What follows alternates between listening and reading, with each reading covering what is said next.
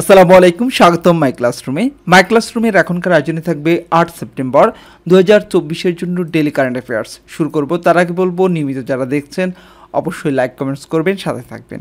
শুরু করছি আজকের আয়োজন। প্রথম প্রশ্নটি হচ্ছে, বিশ্ব সাক্ষরতা দিবস কবে পালিত হয়?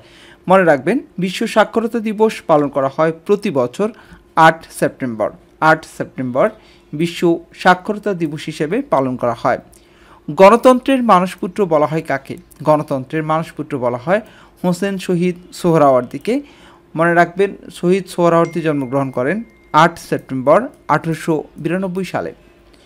উপদেষ্টা মণ্ডলী সহ অন্তর্বর্তী সরকারের মোট সদস্য সংখ্যা কতজন? মোট সদস্য সংখ্যা 21 জন। বড়পুকুরিয়া কয়লাভিত্তিক তাপবিদ্যুৎ কেন্দ্র কোথায় অবস্থিত? পার্বতীপুর, দিনাজপুর। 2024-25 অর্থ বছরে আগস্ট মাসে পণ্য রপ্তানি বৃদ্ধির হার কত? আগস্ট মাসে পণ্য রপ্তানি বৃদ্ধির হার হচ্ছে 5.5%।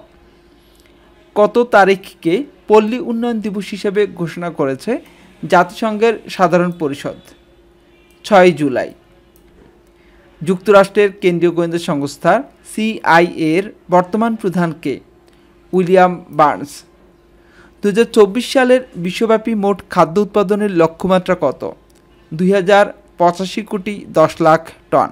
তথ্যসূত্র FAO এর প্রতিবেদন।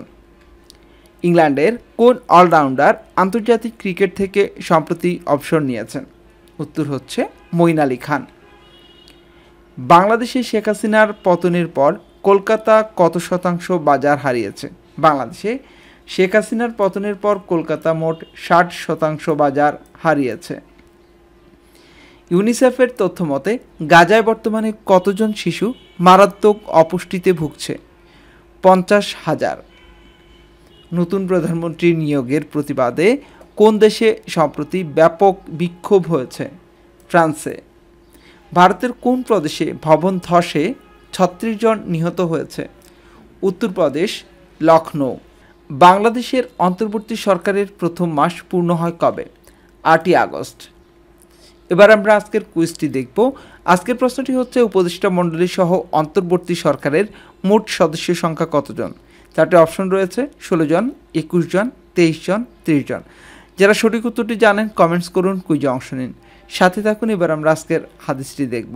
আজকের হাদিসটি হচ্ছে, রাসূল সাল্লাল্লাহু আলাইহি ওয়াসাল্লাম বলেন, পাপ হওয়ার জন্য এতটুকুই যথেষ্ট যে সে তার মুসলিম ভাইকে বিদ্রূপ করে, হেয় প্রতিপন্ন করে।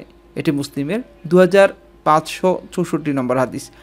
আজ এ পর্যন্তই। এতক্ষণ পর্যন্ত যারা মাই ক্লাসরুমের সাথে ছিলেন সবাইকে অসংখ্য ধন্যবাদ।